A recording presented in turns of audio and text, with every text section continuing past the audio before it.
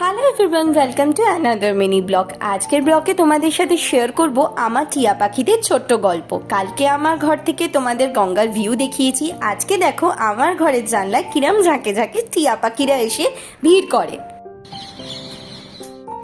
একদল উড়ে গেল আর একজন কাকের মতো চল ছোবা ভিজে দেখো ওয়েটিং লাইনে ছিল। এবার সে তার দিয়ে বেয়ে বেয়ে নামছে, যদি এই তারটায় কিন্তু কানেকশন নেই। আবার এখানে বসে বসে ঘুমায়ও, ঠিক আছে। আবার দেখো এটা আমার রান্নাঘরের জানলা, এখানেও তারা আসে টুনি বাল্বগুলোকে ছিঁড়ে উৎপাত করে যা তা অবস্থা। ঘরের জানলায় ওদের জন্য একটা দোলনা বানিয়ে দিয়েছিলাম। আমি প্রথমে ভাবলাম দোলনাটা নিয়ে খেলছে, তাই ভিডিও করি।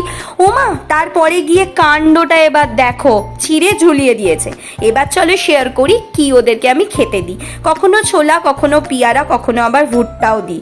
ওদের মতো দেয়া থাকে খাবার, ওরা আসে আবার খেয়ে উড়ে চলে যায়। এটাই আমার দেখতে ভালো লাগে। ওপেন খাঁচা জানো, অবশ্যই